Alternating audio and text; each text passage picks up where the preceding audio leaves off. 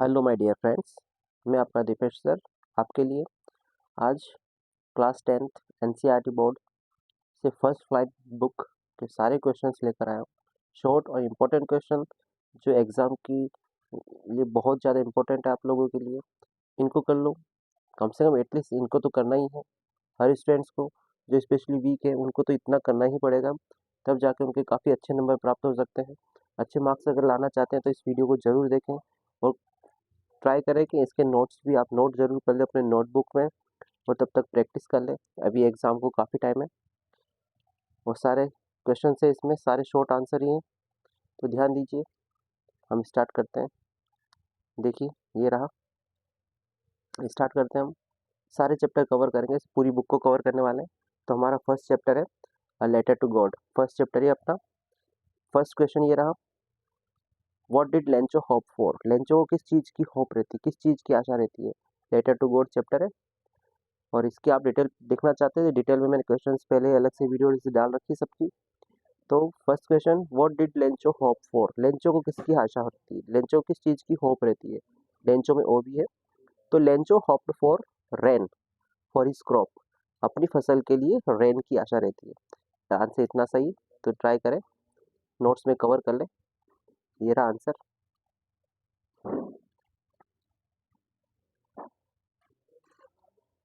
यहाँ से ये आंसर है पूरा। वाई डिड लेंचो से the raindrops were like new coins. Lencho क्यों कहता है कि रेनड्रॉप्स लाइक न्यू कॉइन्स थी, ऐसा क्यों कहता है वो। तो Lencho said that raindrops were like new coins थी, ऐसा इसलिए कहता है क्योंकि because these raindrops would bring him the price of crop. क्योंकि ये रेनड्रॉप्स जो थी उसके लिए लेकर आने वाली थी, क्या लेकर आने वाली थी, प्राइस यानी कीमत लेने के आने वाली थी, पैसा लेके आने वाली थी ये फसल। इसलिए वो कहता है, और ये फसल अच्छी कब होगी, इन रेनड्रॉप्स के कारण, बारिश के कारण। इसलिए कहता है कि रेनड्रॉप्स क्या है, उसके लिए न्यू कॉइन्स है। हाउ डिड रेन चेंज, बारिश कैसे चेंज हो जाती है। अगला क्वेश्चन है ये, बारिश कैसे चेंज हो जाती है। और what happen to Lencho's field, और लेंचो के खेतों का क्या होता है। तो आंसर देखो, the rain change into hailstones. Rain बारिश चेंज हो जाती है हेलस्टोन्स में, है ना, बर्फ में, बर्फबारी में, ओलों में। And all the crop in Lencho's field got destroy. और लेंचो की खेत में जितनी भी फसल थी वो पूरी डिस्ट्रॉय हो जाती है, पूरी नष्ट हो जाती है। व्हाट वर लेंचोस फीलिंग, लेंचो की फीलिंग्स बताइए, क्या फीलिंग थी उसकी। व्हेन द हेल स्टॉप, जब बारिश रुकी यानी ओले रुके, तब उसकी फीलिंग्स क्या थी, क्या सोच रहा था वो। तो Lencho was filled with sadness. Lencho पूरा सैडनेस से भर गया, लेंचो बहुत उदास हो चुका था। All his hard work was wasted, उसका पूरा हार्ड वर्क फिनिश हो चुका था। And that night was sorrowful, ये रात्रि बहुत ही उसके लिए कष्टदायी थी, सोरोफुल थी, दुखदायी थी। हमारा नेक्स्ट क्वेश्चन देखिए,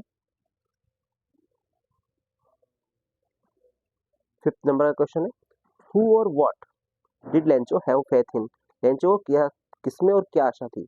तो Lencho had faith in God, भगवान में आशा थी। और क्या आशा थी, कि वो he would definitely help him.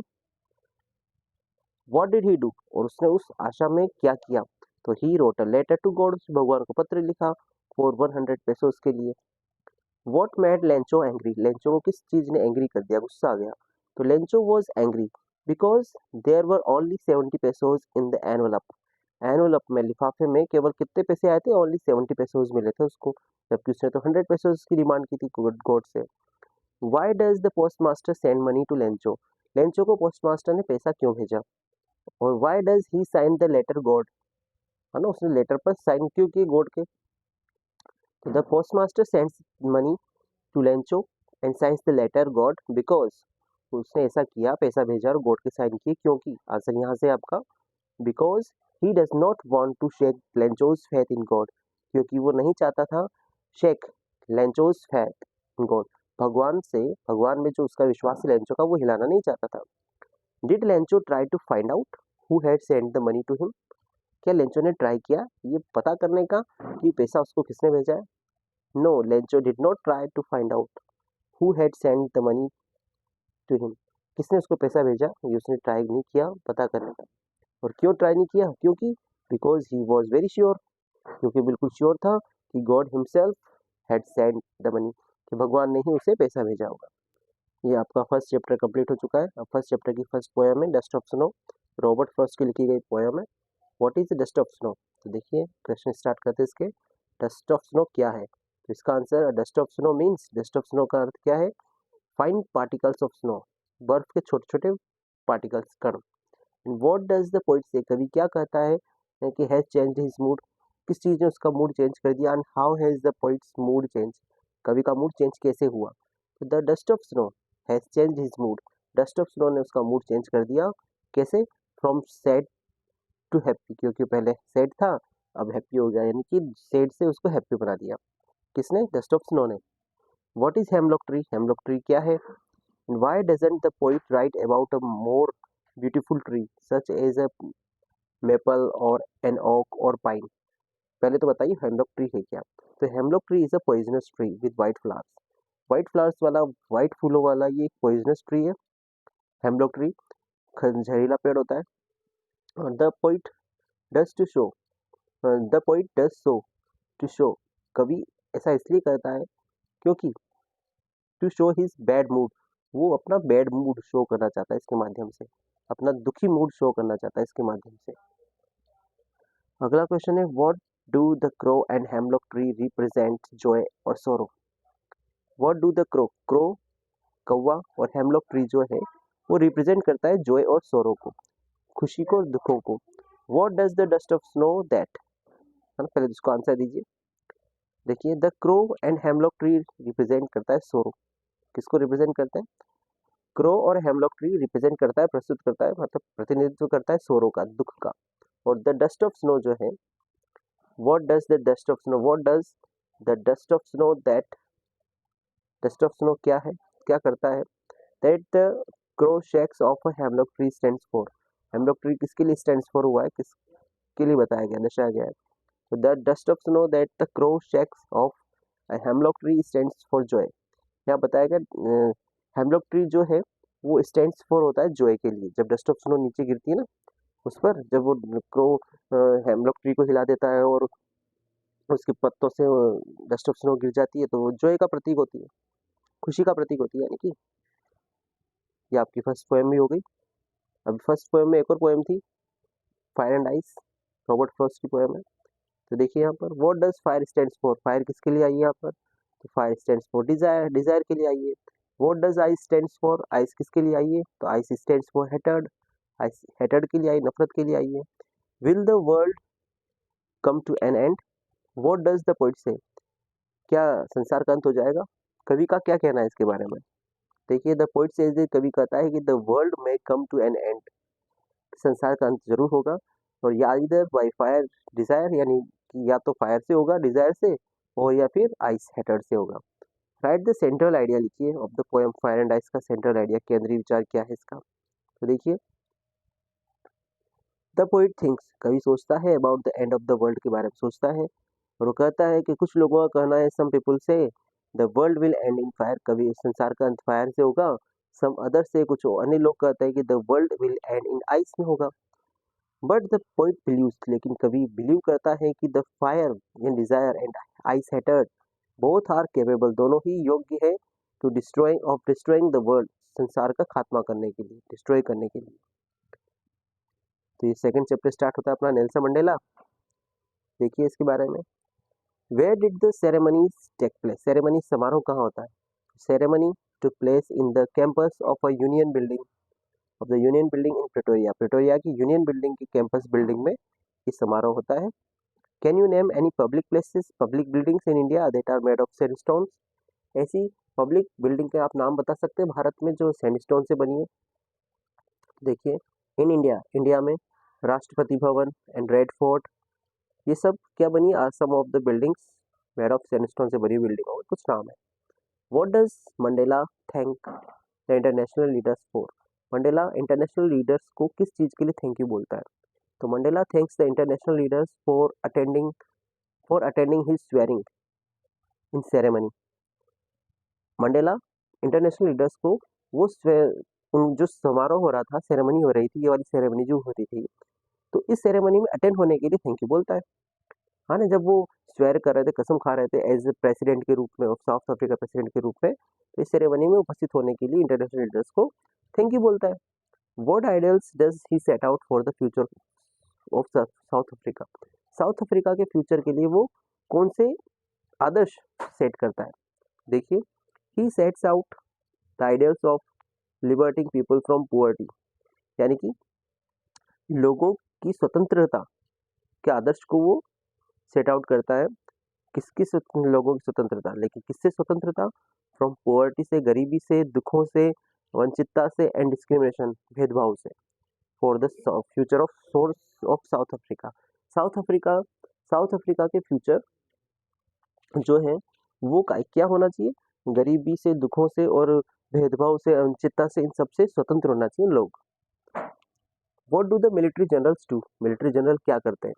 देखिए, military general salute to mister Mandela, mister Mandela को सैल्यूट करते हैं मिलिट्री जनरल। क्यों? क्योंकि because now he is the president of South Africa. और how has their attitude change? उनका एटीट्यूड कैसे change हो जाता है? कि पहले तो उन्होंने उनको गिरफ्तार किया था, they would have arrested him a few years ago, कुछ सालों पहले तो उन्होंने उनको अरेस्ट किया था नेल्सन मंडेला को, लेकिन अब सैल्यूट कर रहे हैं क्योंकि अब प्रेसिडेंट बन चुके हैं Nelson Mandela. Why were two national anthem sung? दो नेशनल एंथम क्यों संग किए गए थे, क्यों गाए गए? देखिए, the two national anthems were sung to symbolise the equality of blacks है ये ब्लैक कलर ना, एंड द वाइट्स, यानी कि दो नेशनल एंथम गाए गए थे। क्यों? क्योंकि प्रतीक थे समानता के, और ब्लैक और व्हाइट की समानता के प्रतीक थे। What does courage mean to Mandela? Mandela के लिए करेज का मतलब क्या है? फॉर मंडेला के लिए करेज क्या है? Courage is not the absence of fear. Courage यानी साहस, हिम्मत, एब्सेंस ऑफ फियर नहीं, डर की अनुपस्थिति नहीं है, बल्कि विक्ट्री ओवर इट, इस डर पर विजय है। Which does he think is natural? इनके अनुसार नेचुरल क्या होता है, स्वाभाविक क्या आता है? लव करना या हेट करना? तो फॉर मंडेला के लिए to love is more natural than hate. Hate से ज्यादा लव नेचुरल होता है, मोर नेचुरल होता है, ज्यादा नेचुरल होता है। अगला क्वेश्चन आपका, they were beckoning to him calling shrilly, why did the seagull? ये क्वेश्चन गलत आ गया। अभी तो अपन कौन सा चैप्टर पढ़ रहे थे? नेल्सन मंडेला ये रहा। नेल्सन मंडेला के बाद इसमें एक पेज गायब हो गया आई थिंक।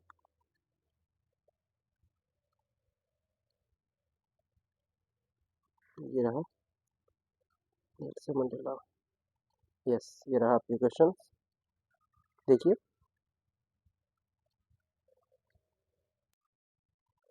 अगला क्वेश्चन आपका, what twin obligations does Mandela mention? Mandela कौन सी ट्विन ऑब्लिगेशन, दो ऑब्लिगेशन बाध्यताएं बताता है? तो the twin obligations that Mandela mentions are, जो मंडेला जो दो ऑब्लिगेशंस, दो बाध्यता बताते हैं, तो फर्स्ट बाध्यता तो ये है obligation for family, obligation to family, यानी फैमिली के प्रति आपकी बाध्यता है, आपकी मजबूरी है, बाध्यता है, आपको उनके प्रति वफादार होना पड़ेगा, उनकी इच्छा पूरी करनी पड़ेगी। और दूसरी ऑब्लिगेशन है ऑब्लिगेशन टू कम्युनिटी, कम्युनिटी के प्रति, समुदाय के प्रति बाध्यता। Why did such a large number of international leaders attended the inauguration? कई सारी संख्या में इंटरनेशनल लीडर्स ने इस इनॉग्रेशन को अटेंड किया। क्यों? A large number of international leaders attended the inauguration to show respect, to show support to an apartheid system. जो सिस्टम बना हुआ था अपार्थाइड सिस्टम, यानी गरीबी वाला सिस्टम जो बना हुआ था, उसके प्रति सपोर्ट शो करने के लिए इन्होंने इनोग्रेशन को अटेंड किया था। और what did it signify? The Triumph of, किसकी विजय को सिग्निफाई करता है ये? तो it signify the Triumph of justice, equality और डिग्निटी। जस्टिस, इक्वलिटी समानता, और डिग्निटी महिमा, शान शौकत, इसकी विजय को ये सिग्निफाई करता है। How did Mandela's hunger for freedom change his life? Mandela की जो हंगर, भूख थी फ्रीडम के लिए, स्वतंत्रता के लिए, उसने इनको जीवन को चेंज कर दिया। कैसे? देखिए, मंडेला ने रियलाइज किया इन इस यूथ में, इनकी अपनी युवावस्था में, कि it was not a matter of his freedom alone, कि केवल ये इनकी खुद के अकेले की फ्रीडम का सवाल नहीं था, मैटर नहीं था, बट ये किसका मैटर था? But of all black people, सब ब्लैक पीपल के फ्रीडम का सवाल था ये।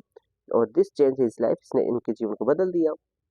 वॉट मंडेला थॉट, मंडेला क्या सोचते थे अबाउट द ऑप्रेसर के बारे में, ऑप्रेसर मतलब जो ऑप्रेस्ड करता है लोगों को, यानी कि जो लोगों का शोषण करता है उसके बारे में क्या सोचते थे। तो मंडेला थिंक्स दैट, मंडेला सोचते थे कि the oppressor is also not free, oppressor भी फ्री नहीं होता है, क्योंकि ही is the prisoner of hatred, क्योंकि नफरत का प्रिजनर कैदी होता है। अगला क्वेश्चन देखिए, अगली पोएम आ रही है अ टाइगर इन द जू, इसको देखिए क्वेश्चन आपके।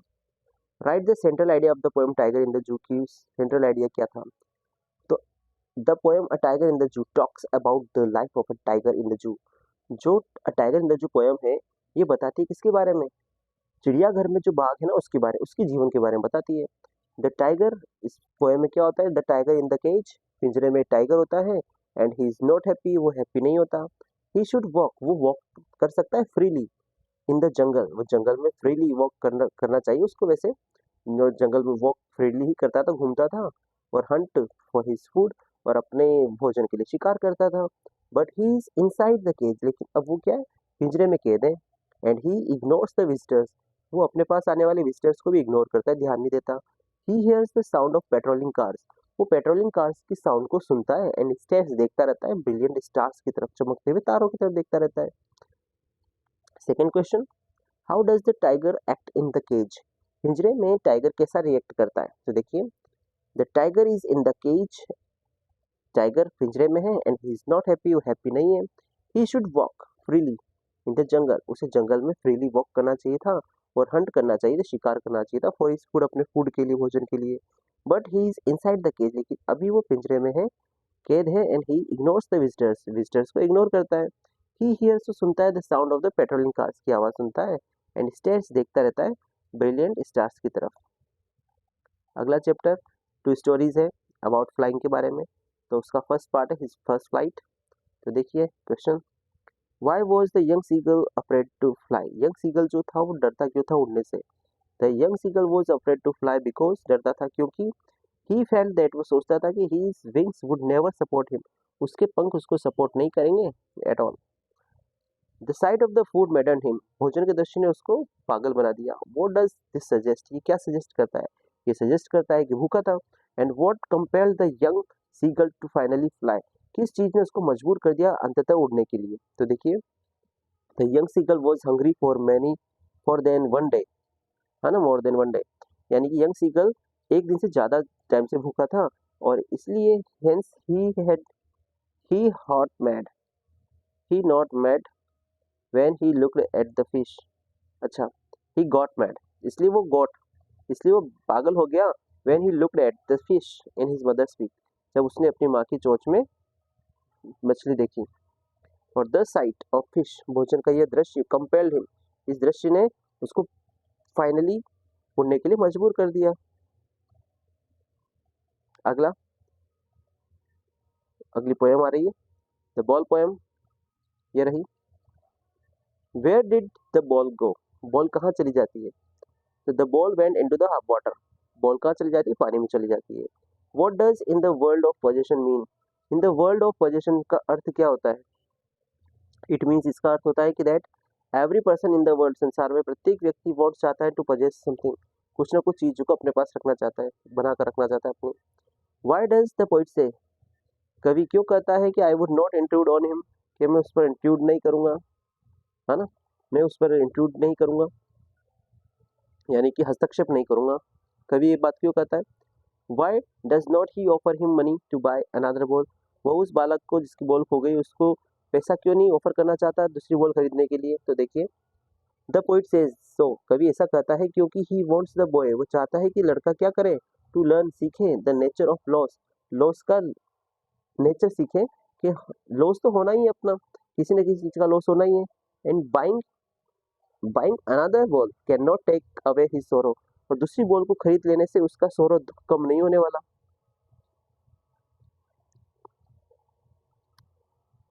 फोर्थ नंबर का chapter from the diary of Anne Frank, what makes, देखिए, what makes writing in a diary strange experience for Anne Frank, Anne Frank के लिए डायरी लिखना एक स्ट्रेंज एक्सपीरियंस बन गया, क्यों, मतलब किस चीज ने बना दिया उससे strange experience. Writing in diary, diary में लिखना एक स्ट्रेंज एक्सपीरियंस था फॉर एन फ्रैंक के लिए, क्योंकि she has never written anything before, क्योंकि उसने पहले कभी कुछ लिखा नहीं था। And no one will be interested, और कोई भी इंटरेस्टेड नहीं होगा in the writing of a 13-year-old girl के राइटिंग में। Why does Anne want to keep a diary, Anne diary लिखना क्यों चाहती थी, रखना क्यों चाहती थी? Anne wants to keep a diary, diary रखना चाहती थी बिकॉज, क्योंकि she does not have a true friend to share her feelings, क्योंकि उसके पास कोई ट्रू फ्रेंड नहीं था जिससे वो अपनी फीलिंग्स शेयर कर सके। Why was Mr Keesing annoyed with Anne, Anne से मिस्टर कीजिंग क्यों नाराज थे? And what did he ask her to do, उन्होंने उसको क्या करने को कहा? तो Mr Keesing was annoyed with Anne से नाराज थे मिस्टर कीजिंग क्योंकि शी टॉक टू मच, वो बहुत ज़्यादा बात करती थी। He asked her to write an essay on the topic, chatterbox पर एक टॉपिक लिखने को कहा, उन्होंने ऐसे लिखने को कहा। अगला क्वेश्चन है, how did Anne justify her being a chatterbox in her essay, Anne ने कैसे जस्टिफाई किया अपने आप को चैटर बॉक्स होना, अपने ऐसे में अपने आप को चैटर बॉक्स बातों नहीं होना, कैसे उसने जस्टिफाई किया, सही ठहराया? तो Anne justified her being a chatterbox in her essay by saying that, ये कहकर उसने सही ठहराया कि talking is a strength trait. Talking क्या है? टॉकिंग एक स्ट्रेंथ ट्रेट है, स्ट्रेंथ्स की विशेषता होती है। And that she got this trait from her mother, ये विशेषता इसने अपनी माँ से प्राप्त की है।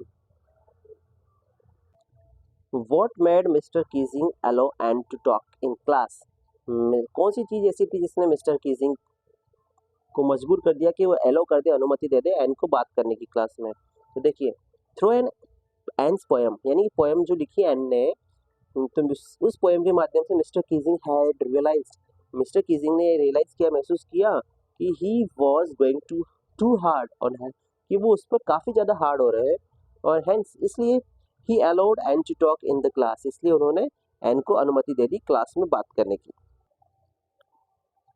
Y did Anne think, Anne क्यों सोचती है, एन ने क्यों सोचा कि she could confide more in her diary than in people, लोगों की तुलना में वो ज़्यादा कन्फाइड कर सकती है अपनी डायरी में, अपनी बात बता सकती है, ऐसा उसने क्यों सोचा? एन फेल्ट दैट, एन सोचती थी कि paper had more patience, paper में कागज़ में ज़्यादा धैर्य होता है देन पीपल, लोगों की तुलना में। हेंस इसलिए she could confide in her diary, इसलिए वो अपनी डायरी में कन्फाइड कर सकती थी, यानी कि अपनी बातें शेयर। अगला क्वेश्चन आपका, व्हाट टेल्स यू दैट, कौन सी चीज़ है जो आपको बताती है कि एन जो है अपनी दादी माँ को बहुत प्रेम करती थी?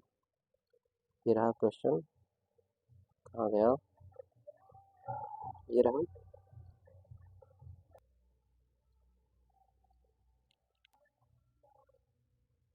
दे वर बिकनिंग टू हिम, दे वर, ये रह गया था क्वेश्चन, स्लाइड ही रह गई थी, पेज रह गया था। दे वर बिकनिंग टू हिम कॉलिंग श्रीली, यानी उसके तरफ श्रीली चीखते हुए चिल्लाते हुए उसको डरा रहे थे, धमका रहे थे। तो why did the seagull's father, seagull के फादर एंड मदर थे, उसको क्यों डरा रहे थे, क्यों उसको उड़ने के लिए मजबूर कर रहे थे, क्यों ट्राई कर रहे थे? The seagull's father and mother, seagull के फादर और मदर थ्रेटन्ड हिम, उसको डरा रहे थे, and cajoled him to fly, उड़ने के लिए मजबूर कर रहे थे, क्योंकि he was unwilling to fly, क्योंकि उड़ने के लिए इच्छा नहीं थी उसकी। अगला chapter, black aeroplane. I will take the risk, मैं रिस्क लूंगा। What is the risk, risk क्या है? And why does the narrator take it, narrator इसको क्यों लेता है, वर्णन करता। तो the risk is to fly his plane through the stormy clouds, तूफानी बादलों से उस एरोप्लेन को उड़ाना ही रिस्क थी। The narrator takes the risk, narrator वर्णन करता रिस्क लेता है क्योंकि he wants to take breakfast, क्योंकि वो ब्रेकफास्ट करना चाहता है विद हिज फैमिली, अपनी फैमिली के साथ। Describe the narrator's experience, narrator का एक्सपीरियंस बताइए, अनुभव बताइए। As he flew the aeroplane in the storm, जब वो एरोप्लेन को उड़ाता है तूफान में, तो उसका क्या अनुभव था? देखिए, the narrator could not see anything in the storm, तूफान में वो कुछ भी नहीं देख सकता था, नहीं देख पाया। His aeroplane jumped and twisted in the air, उसका एरोप्लेन हवा में ट्विस्ट करने लग गया, जंप करने लग गया। And his compass and radio were dead, उसका कंपास और रेडियो खत्म हो गया था। He was lost in the storm, और तूफान में खो गया। What made the women in the control centre look at narrator strangely, तो किस बात से, वॉट मेड किस बात ने कंट्रोल सेंटर में बैठी हुई महिला को मजबूर कर दिया कि उसकी तरफ स्ट्रेंजली देखे, नरेटर की तरफ अजीब तरीके से देखें। तो the women in the control centre look at the narrator strangely, महिला ने, कंट्रोल सेंटर बैठी महिला ने नरेटर की तरफ स्ट्रेंजली देखा, क्योंकि the narrator asked her, narrator ने उससे पूछा अबाउट द ब्लैक एरोप्लेन के बारे में। When they there was not any, जबकि वहां पर तो कोई एरोप्लेन था ही नहीं। तो उसने देखा उसकी तरफ कि क्या बात कर रहा है। Why did the pilot decide to fly through the clouds, उन तूफानी बादलों से में भी उसने अपने प्लेन को उड़ाने का सोचा पायलट ने, क्यों? तो the pilot decided to fly through the clouds because he wanted to take breakfast with his family, क्योंकि अपनी फैमिली के साथ ब्रेकफास्ट करना चाहता था। अगली poem, how to tell wild animals, जंगली जानवरों कैसे पहचाने। तो नेम द डिफरेंट एनिमल्स, इस पोयम में कौन कौन सी मेंशन किया गया एनिमल्स के नाम वो बताइए। तो देखिए, the different animals mentioned in the poem, Bengal tiger, Asian lion, leopard, bear, crocodile, hyena and chameleon. How can you identify, Asian lion को कैसे पहचान सकते हो आप?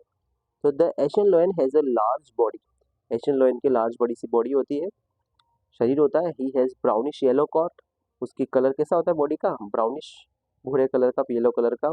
ही रोर्स लाउडली, जोर से दहाड़ता है। When he attacks his prey, जब अपने शिकार पर अटैक करता है। तो how can you identify the Bengal tiger, Bengal tiger को आप कैसे पहचान सकते हैं?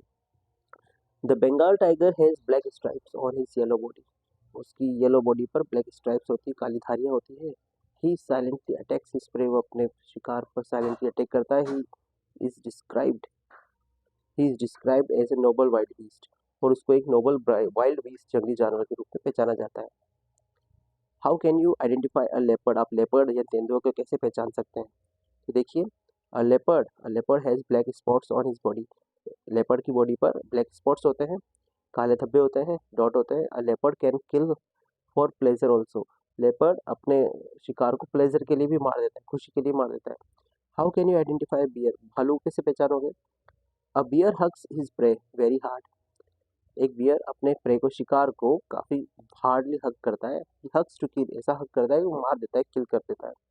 हाउ कैन यू डिफरेंशिएट, आप कैसे अंतर बता सकते हैं, अंतर कर सकते हैं बिटवीन हाइना एंड क्रोकोडाइल में?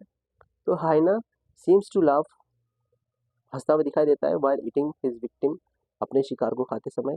अ क्रोकोडाइल सीम्स टू वीप, और एक क्रोकोडाइल दिखाई देता है, रोते हुए दिखाई देता है, व्हाइल ईटिंग हिज विक्टिम, अपने विक्टिम को खाते समय। अपने विक्टिम यानी कि अपने विक्टिम को खाते समय एक हाइना जो है वो हंसते हुए दिखाई देता है, और अपने विक्टिम को खाते समय एक क्रोकोडाइल रोते हुए दिखाई देता है। ये वाली जो पोयम है, how to tell wild animals, ये सभी स्टूडेंट्स को ज़्यादा इंपॉर्टेंट है, सभी स्टूडेंट्स के लिए थोड़ा स्पेशली इस पर नज़र जरूर डालिए। अगली पोयम पर या अगले चैप्टर पर हम चलते हैं। हमारी पोयम अगला चैप्टर है ये वाला, अमेंडा, अमांडा पोयम है। तो देखिए, how old do you think Amanda is, Amanda कितने साल की हैं, इसके बारे में कुछ बताइए। तो Amanda is about 9 to 10 years old, 9-10 साल की करीबन। She is a school going girl है। वी कैन से दिस, हम ये कह सकते हैं, बता सकते हैं, क्योंकि शी इज स्कोल्डेड, उसको डांटा जाता है बार बार में, बाय हर मदर, उसकी माँ के द्वारा, फॉर थिंग्स लाइक, ऐसी कार्य करने के लिए, थिंग्स लाइक डूइंग हर, जैसे अपना होमवर्क करने के लिए, and cleaning the her shoes, अपने शूज को क्लीन करने के लिए डांटा जाता है। What could Amanda do, Amanda क्या करती है, क्या कर सकती थी? If she were a mermaid, यदि मरमेड होती, मत्स्य कन्या होती तो क्या करती? If Amanda were a mermaid, यदि वह एक मरमेड होती तो शी कुड ड्रिफ्ट स्लोली, वो धीरे धीरे ड्रिफ्ट करती रहती, बहती रहती, ऑन अ लैंग्विड एमराल्ड सी पर, समुद्र पर। इज अमांडा एन ऑर्फन, क्या अमांडा एक ऑर्फन है, अनाथ थे? व्हाई डज शी से सो, वो ऐसा क्यों कहती है? तो Amanda is not an orphan, Amanda एक ऑर्फन अनाथ नहीं है। शी सेज सो, वो ऐसा कहती है क्योंकि शी इज अपसेट, वो अपसेट है विद कांस्टेंट नेगिंग, बार बार किए जा रहे नेगिंग, किए जा रहे जाने वाले नेगिंग से, बार बार दोष निकाले जाने से वो काफी अपसेट है। डू यू नो, क्या आप जानते हैं रेपंजल की story? Why does she want to Rapunzel, वो रेपंजल क्यों बनना चाहती है? Yes, Rapunzel was a beautiful princess, ये रेपंजल एक ब्यूटीफुल प्रिंसेस, राजकुमारी थी। हु वाज लॉक्ड अप, जिसको एक लॉक किया गया था, इन एक टावर में, बाय विच, एक विच के द्वारा, जादूगरनी के द्वारा। She wants to be a Rapunzel, Rapunzel बनना चाहती है क्योंकि she wants to live alone and enjoy peace, क्योंकि वो अलोन, अकेले रहना चाहती है और एंजॉय करना चाहती है पीस को, शांति को। व्हाट आर द थिंग्स, ऐसी चीजें बताइए, that Amanda mother ask her to do, जो अमांडा की माँ उसको कहती है, बताती है करने के लिए या ना करने के लिए कहती है, उस सब बातें बताइए। तो देखिए आंसर, अमांडाज मदर वांट्स, अमांडा की माँ चाहती है, उससे चाहती है कि वो चुपचाप क्या करे, सिट अप स्ट्रेट, वो सीधी बैठे, क्लीन हर शूज, अपने शूज और रूम को क्लीन करे, एंड फिनिश हर होमवर्क, अपने होमवर्क को फिनिश करे। She does not want her to bite nails, वो अपने नेल्स को काटने का नहीं बोलती, वह नहीं, she does not want her to bite nails, वो चाहती है कि उसकी बेटी अपने नेल्स को ना चबाए, अपने शोल्डर्स को ना झुकाए, and eat chocolates and so on, और चॉकलेट्स ना खाए, इत्यादि इत्यादि। अगला चैप्टर है आपका ग्लिम्पसेस ऑफ इंडिया, इसे baker from Goa, first part. What are the elders in Goa nostalgic about? Goa में जो एल्डर्स थे, बड़े लोग थे, वो किसके बारे में नॉस्टैल्जिक थे, सुखद स्मृति रखते हैं? तो देखिए, the elders in Goa are nostalgic about the good Portuguese days. किसके बारे में थे? अपने पूरा अच्छे पुराने पोर्टुगीज डेज के बारे में, पुर्तगाली दिनों के बारे में। एंड देयर लव और लव्स ऑफ ब्रेड, लव्स है लव्स ऑफ ब्रेड के बारे में। And their love of bread loves. Is bread making popular? Still popular in Goa? के गोवा में ब्रेड मेकिंग पॉपुलर है? हाउ डू यू नो, आपको किससे पता चलता है? Bread making is still popular in Goa because the age, popular है वाकई में ब्रेड मेकिंग, ब्रेड बनाना गोवा में। क्यों? क्योंकि वहाँ पर एज ओल्ड फर्नेसेस, भट्टियाँ अभी भी हैं, स्टिल यूज की जा रही है। मैनी मिक्सर्स, कई मिक्सर्स, मोल्डर्स, सांचे में डालने वाले एंड बेकर्स वहाँ पर है गोवा पब्लिक में के पार्ट है, मतलब गोवा पब्लिक का। What is the baker called in Goa? Goa में बेकर को क्या कहा जाता है? The baker is called a pader in Goa, pader कहा जाता है गोवा में बेकर को, बेक करने वाले को। When would the baker come every day? Baker कब आता है रोजाना? Why did the children run to meet him? बच्चे उससे मिलने के लिए क्यों दौड़ते हैं? तो the baker would come every day, आता है, हमेशा आता है, रोजाना आता है, 2 बार आता है, twice, once in the morning, एक बार तो आता है मॉर्निंग में, and then after selling his bread, अपनी ब्रेड को बेचने के बाद आता है शाम को। The children ran to meet him, बच्चे उससे मिलने के लिए दौड़ते हैं। फॉर द ब्रेड बेंगल्स के लिए, कोई ब्रेड बेंगल्स काफ़ी पसंद करते हैं। Where were the monthly accounts of the baker record? Baker कहाँ पर मंथली अकाउंट रिकॉर्ड करता है? बिल, अपने मंथली के बिल, मंथ के, महीने के बिल। तो monthly accounts of the baker were recorded on the wall, दीवार पर रिकॉर्ड करता है, दीवार पर लिखता है पेंसिल से। What does a jackfruit like appearance means? क्या होता है जैक फ्रूट की तरह अपीयरेंस वाला का मतलब क्या होता है? तो jackfruit like appearance means होता है अ प्लम्प फिजिक, एक प्लम्प फिजिक, गोल मटोल शरीर। Is bread an important part है? क्या है ब्रेड एक इम्पोर्टेंट पार्ट है गोवा लाइफ में, गोवा लाइफ का? How do you no this, आपको कैसे पता चलता है? Yes, bread is an important part of Goa life, Goa की लाइफ का ब्रेड इम्पोर्टेंट पार्ट है। मैरिज गिफ्ट्स आर मीनिंगलेस, क्योंकि मैरिज गिफ्ट्स मीनिंगलेस होते हैं विदाउट द स्वीट ब्रेड, इस स्वीट ब्रेड के बिना कितने मैरिज गिफ्ट जैसे तो सारे अर्थहीन होते हैं। एक पार्टी लॉस अ पार्टी और फीस्ट, कोई पार्टी या फिर फीस्ट, दावत इज इनकम्प्लीट होती है विदाउट ब्रेड के बिना।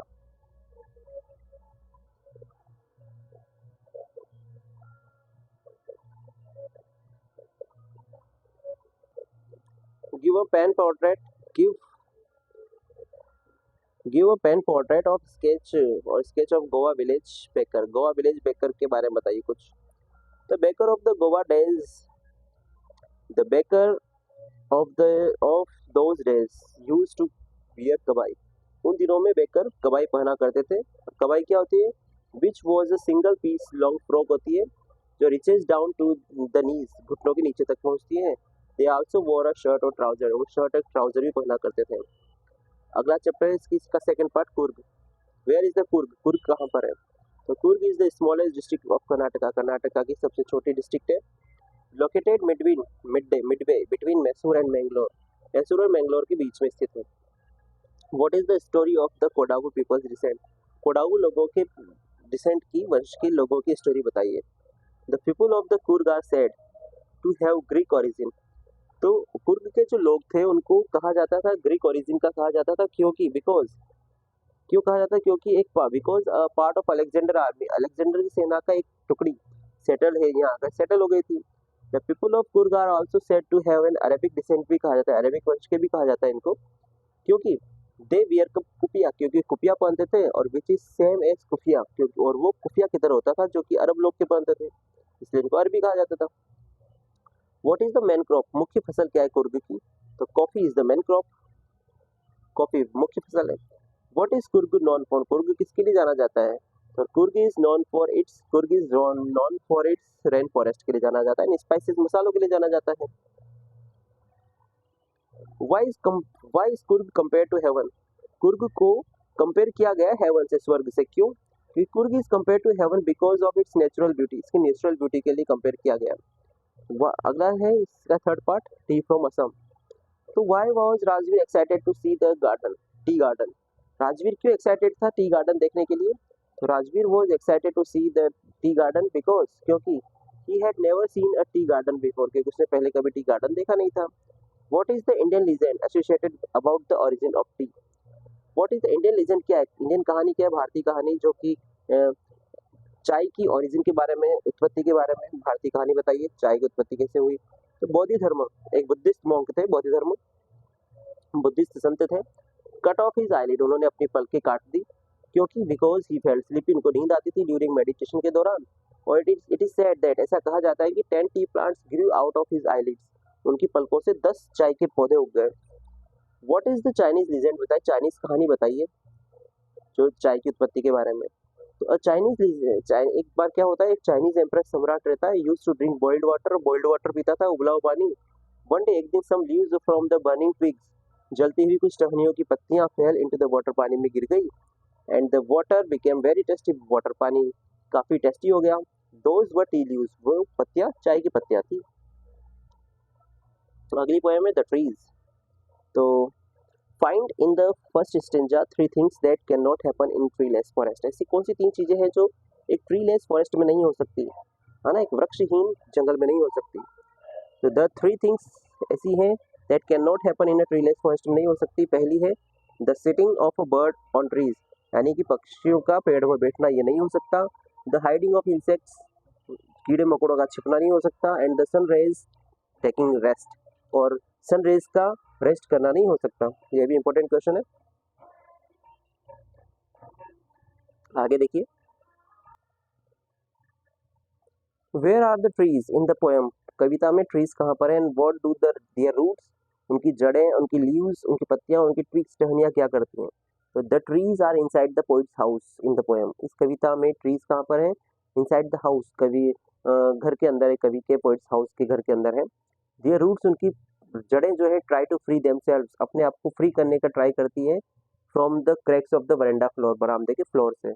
देयर लीव्स, उनकी पत्तियां जो है, ट्राई करती हैं hard to go out of the glass, कांच से बाहर जाने का ट्राई करती है। देयर टिविक्स, उनकी टिक्स, टहनियां जो है, हैव बिकम टायर्ड, वो थक चुकी हैं ड्यू टू हार्ड वर्क के कारण। What does the poet compare their branches to, कवि जो है किस उनकी ब्रांचेस को, पेड़ों की शाखाओं को किससे तुलना करता है? The poet compares the branches to patient, patient से तुलना करता है शाखाओं की। Who are newly discharge from hospital, जो अभी अभी, वो पेशेंट जो अभी अभी डिस्चार्ज हुआ है हॉस्पिटल से। What happens to the house, house को क्या हो जाता है जब ट्रीज बाहर चले जाएंगे, तो क्या हो जाएगा? When the trees moves out of the house, जब घर से बाहर चले जाएंगे वृक्ष, जाते हैं वृक्ष, तो द ग्लासेस ब्रेक, कांच टूट जाते हैं। And the houses become silent, house भी क्या हो जाएगा? साइलेंट हो जाएगा। But the smell of trees remain, उसकी ट्रीज की जो स्मेल है वो वहीं पर रहेगी। अगला चैप्टर है आपका मिसबिल डॉटर। व्हाट एक्सपेरिमेंट, कौन सा experiment did Maxwell think Camusfearna would be suitable for? Camusfearna किस चीज के लिए सुटेबल होगा, किस एक्सपेरिमेंट के लिए सुटेबल रहेगा, बताइए मैक्सवेल के अनुसार। मैक्सवेल सोचता था कि Camusfearna would be suitable for raising an otter as pet, otter या उदबिलाव को एक पेट के रूप में पालने के लिए केमोस्फ्रेना उपयुक्त रहेगा। Why does he go to Basra, Basra क्यों जाता है? And how long does he wait there, वो वहाँ पर कितना वेट करता है, क्यों वेट करता है? He went to Basra, Basra जाता है to collect and answer his mail, अपने मेल का, जो यूरोप से आने वाली मेल है उसका पत्र का जवाब देने के लिए जाता है और इनको इकट्ठा करने जाता है। ही वेटेड देयर, वहाँ पर वेट करता है फॉर 5 days, 5 दिनों तक। क्यों? क्योंकि his mail did not arrive, उसकी मेल आई नहीं थी। Why was the otter named Maxwell otter, otter का नाम मैक्सवेल ऑटर क्यों डाला गया? The otter was named by zoologist, otter का नाम जो था वो दिया गया था एक जूलॉजिस्ट के द्वारा, जंतु विज्ञानियों के द्वारा, एज ड्यूट्रोगियल पर्सिपिलेटा मैक्सवेली। हेंस, इसलिए इसको कहा गया क्या, शॉर्ट में मैक्सवेल्स ऑटर, मैक्सवेल का ऑटर। सॉरी। अगला question, how was Mij to be transported to England, Mij को, मिस यानी मिसबिल ऑटर जो था उसको ट्रांसपोर्ट कैसे किया गया इंग्लैंड, कैसे ले जाया गया? देखिए, मिसबिल वाज ट्रांसपोर्टेड टू पेरिस, मिसबिल को पेरिस ले जाया गया, एंड फ्रॉम देयर, वहाँ से लंदन ले जाया गया इन फ्लाइट में, और वो भी कैसे, इन एन 18 इंच के स्क्वायर बॉक्स में। What did miss do the box? Miss ने बॉक्स का क्या किया?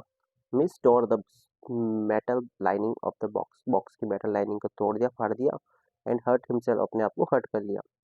आगे अगला क्वेश्चन देखिए, what game had miss invented? Miss ने कौन सा गेम इन्वेंट किया, आविष्कार किया?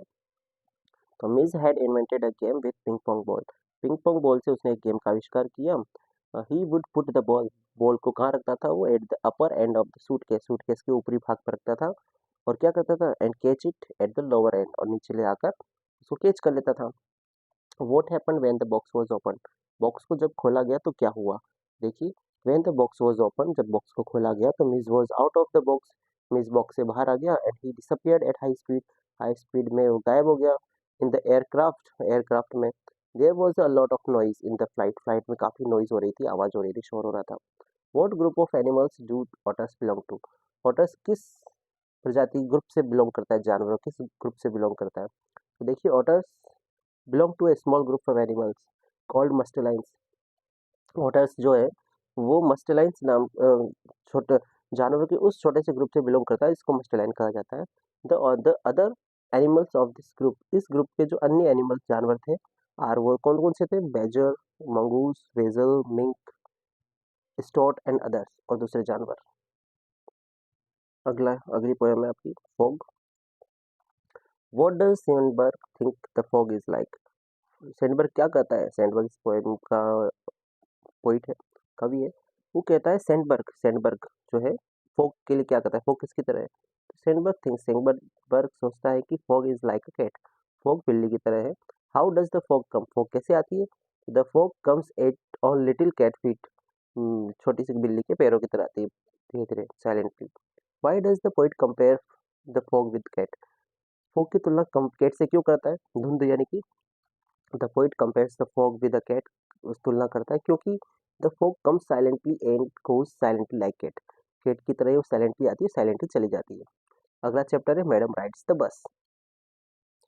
What was Valli's favourite pastime? Valli का फेवरेट पास टाइम बताइए भाई, पता है किसी को? वल्ली, तो वल्लीज फेवरेट पास टाइम क्या था?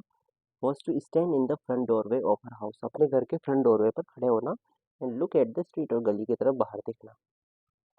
What was the source of unending joy for Valli? Valli के अनएंडिंग जॉय का, अनंतहीन आनंद का क्या स्रोत था? The source of unending joy for Valli was the site of the bus, बस का दृश्य ही इन हर विलेजेस के, गांव के बस का दृश्य देखना इसके अनएंडिंग जॉय का स्रोत था। What was her strongest desire? सबसे बड़ी डीपेस्ट डिजायर क्या थी इसकी इच्छा? तो वल्लीज डीपेस्ट या स्ट्रॉन्गेस्ट डिजायर थी to ride the bus, bus की सवारी करना। व्हाट डू यू थिंक, आप क्या सोचते हो? Valli was planning to do, Valli Valli क्या करने की प्लानिंग कर रही थी? तो देखिए, Valli was planning to go to town, Valli town शहर जाने की प्लानिंग कर रही थी, and then return to the village, और गांव वापस रिटर्न होने की प्लानिंग कर रही थी बाय द सेम बस, उसी बस में। Why does the conductor call Valli madam? वो कंडक्टर जो है वल्ली को मैडम के पुकारता है, तो कंडक्टर वो calls Valli madam because she behaves like women, क्योंकि एक महिला की भांति बिहेव कर रही थी। When the conductor tries to help her, जब कंडक्टर ने ट्राई किया उसकी हेल्प करने का, तो वो एक महिला की तरह बिहेव करने लगी। आगे देखते हैं, why didn't Valli get off the bus at bus station? Valli bus station पर क्यों नहीं उतरती है? गेट ऑफ क्यों नहीं उतरती है? Valli did not get off the bus at the bus station because she wanted to come back, क्योंकि वापस आना चाहती थी बाय द सेम बस, उसी बस में वापस आना चाहती थी, और उसके पास पैसा भी नहीं था पर्याप्त। Why did not Valli want to make friends with the elderly woman? जो वृद्ध महिला आई थी उससे वो फ्रेंडशिप क्यों नहीं करना चाहती थी, फ्रेंड क्यों बनाना नहीं चाहती थी? Valli did not want to make friends with the elderly woman, क्योंकि because the woman looked unpleasant, वो महिला अच्छी नहीं दिखाई दे रही थी। The woman had big ear holes, उसके कानों में बिग ईयर होल्स थे, छेद थे बड़े, एंड शी वोर अगली ईयरिंग्स, उसने उसमें भद्दी सी ईयरिंग्स पहन रखी थी। Her mouth was covered with betel juice, उसका माउथ कवर हो रहा था बिटल जूस से, सुपारी की जूस से। हाउ डिड वल्ली प्लान हर बस राइड? वल्ली ने कैसे प्लान किया अपनी बस राइड का? तो वल्ली प्लान टू टेक 1 o'clock बस, वल्ली ने प्लान किया कि 1 बजे वाली बस को पकड़ेगी, रीच द टाउन, शहर पहुंचेगी एट 1:45 1 1:45 पर, और रिटर्न बाय द 2:45 पर वापस आ जाएगी। शी फाउंड आउट, उसने पता लगाया, the town was 6 meals from her village, कि उस शहर उसके गांव से 6 मील की दूरी पर था। एंड द बस फेयर, और बस का किराया 30 पैसे था, एक तरफ का, one way. She saved up the fare, उसने पैसा बचाया, by not buying toys, toys balloons और पेपरमिंट्स ना खरीद कर उसने पैसा बचाया। How did Valli react to the cow, Valli ने कैसा रिएक्ट किया काऊ पर, देखिए। Valli became very sad after seeing the dead cow, Valli बहुत दुखी हो गई उस मरी हुई काऊ को देखकर, गाय को देखकर। She refuse to look out of the window, window से बाहर देखने का उसने मना कर दिया। अगली पोएम है the tale of Custard the dragon, Custard the dragon, and dragon, Custard जो ड्रैगन था ना उसके बारे में पोएम है। देखिए, who are the characters in the poem, characters बताइए, पेट नेम उनके। The characters in the poem are, क्या क्या कैरेक्टर है? बेलिंडा, एक लिटिल गर्ल है। इंक, लिटिल ब्लैक किटन है, कैट। ब्लिंक, एक लिटिल ग्रे माउस है, चूहा। मस्टर्ड, एक लिटिल येलो डॉग है। Custard, a little pet dragon है। ये कैरेक्टर्स हैं इस पोएम में। अगला क्वेश्चन इसमें देखिए, why did Custard cry for a nice safe cage, जो कस्टर्ड अपना ड्रैगन है तो वो क्यों रोता रहता है नाइस सेफ केज के लिए। And why is the dragon called cowardly dragon, उसको कायर ड्रैगन क्यों पुकारा जाता है, डरपोक ड्रैगन। तो Custard cried for a nice safe cage के लिए रोता रहता है क्योंकि ही वॉज वेरी कावर्ड, वो काफी ज्यादा कवर्ड है, डरपोक था। और the dragon is coward, dragon को कॉवर्डली ड्रैगन कहा जाता है because he was usually fearful, वो ज्यादातर डरा ही रहता था। बेलिंडा टिकल्ड हिम, बेलिंडा उसकी गुदगुदाती थी। शी टिकल्ड हिम अनमर्सीफुल, काफी अनमर्सीफुली गुदगुदाती थी। वाई, क्यों? Belinda tickled him unmerciful because he was very scared, क्योंकि बहुत डरा हुआ था। And always cried for safe cage, हमेशा रोता रहता था सेफ केज के लिए। What did the custard do at last, custard dragon ने एट लास्ट क्या किया? तो कस्टर्ड सेव्ड बेलिंडा, से बेलिंडा को बचा लिया। एंड द अदर पेट्स, जो दूसरे जानवर थे, फ्रॉम द पायरेट, उन सबको पायरेट से बचा लिया, पायरेट यानी समुद्री डाकू। ही शोड हिज ब्रेवरी, उसने अपनी बहादुरी शो की। एंड गोबल्ड द पायरेट, और पायरेट को निगल गया पूरे को। अगला चैप्टर आपका द सरमन एट बनारस, गौतम बुद्ध का रिलेटेड चैप्टर है। व्हेन हर सन डाइज, जब किसा गौतमी का बेटा मर जाता है तो किसा गौतमी गोज जाती है, हाउस टू हाउस जाती है। What does she ask for, वो क्या मांगती है? And what does she get it, does she get it, क्या उसको ये मिलता है? व्हाई नॉट, क्यों नहीं मिलता? तो देखिए, Kisa Gautami goes from house to house, घर घर जाती है, आस्किंग फॉर मेडिसिन, दवा मांगने के लिए। That would cure her son, जो उसके बेटे का इलाज कर सके। She does not get it, वो उसको नहीं मिलता है क्योंकि no medicine care cure the dead, कोई दवा ऐसी नहीं थी जो मरे हुए का इलाज कर सके। किसा गौतमी अगेन वापस जाती है, goes to goes house to house, after she speaks with Buddha, Buddha से बात करने के बाद। What does she ask for, उसको क्या मिलता है, वो क्या मांगने जाती है? And the second time around, दूसरी बार क्या मांगने जाती है, क्या उसको मिलता है, नहीं मिलता, बताइए। देखिए, द सेकेंड टाइम, दूसरी बार किसा गौतमी जाती है, गोज हाउस टू हाउस जाती है, asking for a handful mustard seeds मांगने जाती है, मुट्ठी भर सरसों के बीज मांगने जाती है, लेकिन ऐसी जगह से वेयर जहाँ पर no one has ever dead, जहाँ कोई न मरा हो। लेकिन उसको शी डज नॉट गेट, उसको ये नहीं मिलता है, क्यों? Because there is no house, ऐसा कोई घर नहीं था, where death has not occurred, जहाँ डेथ ना हुई हो। How can one attain peace of mind, कोई भी व्यक्ति अकॉर्डिंग टू बुद्ध के अनुसार पीस ऑफ माइंड कैसे प्राप्त कर सकता था, मन की शांति? One can attain peace of mind by rising above complain, complain करके पीस ऑफ माइंड प्राप्त कर सकता था। ग्रीफ करके, देखो, वन कैन अटेन, कोई पीस ऑफ माइंड प्राप्त कर सकता, मन की शांति, बाय राइजिंग अबव यानी कंप्लेन, ग्रीफ, दुख और रोते रहने से, लेमेंटेशन से बचकर पीस ऑफ माइंड प्राप्त कर सकता था।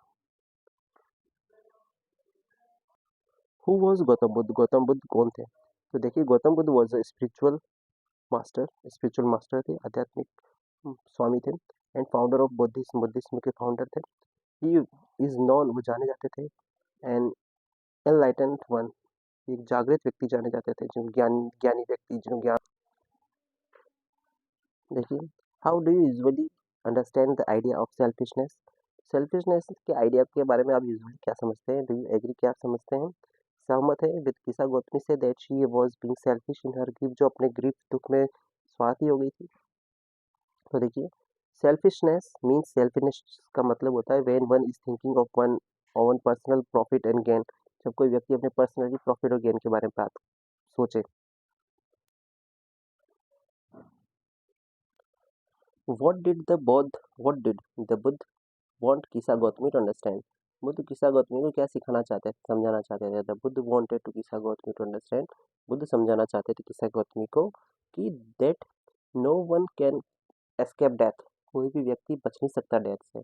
Why did Siddhartha Gautam abandon his luxurious life.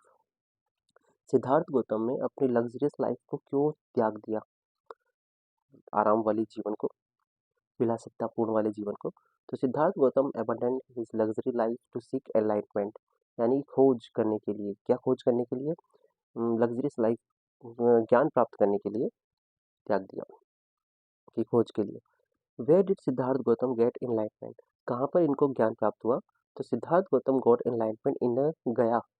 गया में अंडर अ पीपल ट्री के नीचे इनको ज्ञान प्राप्त हुआ। He was given the name, और वॉट वॉज नेम, इनको क्या नाम दिया गया आफ्टर दैट, इसके बाद he was given the name Gautam Buddha after that. इसके बाद इनको गौतम बुद्ध नाम दिया गया, और जिस पीपल ट्री के नीचे इनको ज्ञान प्राप्त हुआ था उसको बोधि ट्री के नाम से जाना जाने लगा। अगली पोएम आपकी, फॉरेन ग्रेगरी। तो what is the colour of young man women hair. Young women के बालों का कलर क्या था? The colour of young women's hair is yellow. Yellow colour था, है ना। Why does the young man women जो थी want to change the colour of hair, वो अपने बालों का कलर क्यों चेंज करना चाहती थी? शी वांट्स दैट समवन, वो चाहती थी कि कोई व्यक्ति शुड लव हर, जो उसको प्रेम करे। तो उसको प्रेम कैसे करना चाहिए? फॉर हर सेल्फ लव, उसके खुद के लिए प्रेम करना चाहिए, and not her yellow hair, उसके येलो बालों के लिए प्रेम ना करे, उसके लिए प्रेम करे। ये बाल तो चेंज होते रहेंगे। What does the young man mean by great honey coloured ramparts at your ear, तुम्हारे कानों के पास जो ग्रेट हनी कलर के बाल है, रैम्पर्ट से लटें निकल रही है, उसका मतलब क्या है कवि का? Why does he say that young men are thrown into despair by them, इन बालों, इन लटों के द्वारा, ग्रेट हनी कलर्ड बालों के द्वारा, रैम्पर्ट्स के द्वारा उनको निराशा में डाल दिया जाएगा। इससे कवि का क्या मतलब है? तो देखिए, great honey coloured ramparts at your ear means, इसका मतलब है beautiful hairs of Gregory, Gregory के सुंदर बालों। और वो कहता है कि ही से सो, ऐसा कहता है क्योंकि the young man fall in love, young man जो है उससे लव करने लग जाते हैं, विद हर, उससे प्रेम करने लग जाते हैं, when they look at her hair, जब उसके बालों की तरफ देखते हैं तो प्रेम करने लग जाते हैं। What does the young boy say to Anne Gregory, young boy Anne Gregory से क्या कहता है? तो the young boy says to Anne Gregory से कहता है कि a young man would never love her, एक, या कोई भी यंग मैन है, नेवर लव हर, उसको प्रेम नहीं करेगा केवल उसके लिए, and not her yellow hair, ना उसके बालों के लिए। अगला चैप्टर आपका द प्रपोजल। देखिए, हु इज लास्ट चैप्टर है, हु इज लोमो। लोमो कौन है? Why does he visit, Chubukov के पास क्यों आता है? तो Lomov is land owner, land owner है, जमींदार है, यंग जमींदार है, and he is 35 years old, 35 साल का है। ही विजिट्स चुबुको, विजिट अगर चुबुको के पास आता है, आस्क फॉर, मांगने के लिए, his daughter Natalia's hand in marriage, शादी के लिए नतालिया का हाथ मांगने के लिए आता है। व्हाई डज चुबुको सस्पेक्ट, चुबुको को क्या अंदेशा होता है कि लोमो उसके पास क्यों आया उसके घर पर? तो चुबुको सस्पेक्टेड, चुबुको को अंदेशा होता है कि लोमो उसके घर आया है टू बोरो मनी, पैसा उधार लेने के लिए आया है, क्योंकि Lomov was dressed formally, formal dress पहन के आया था वो। Why did Lomov go to the house of Chubukov, के घर क्यों जाते हैं लोमो? तो Lomov went to the house of Chubukov to ask for his daughter Natalia's hand in marriage, पहले आ चुका है, यानी कि नतालिया का हाथ मांगने के लिए जाता है शादी के लिए। आगे, ये लास्ट पेज है आपका।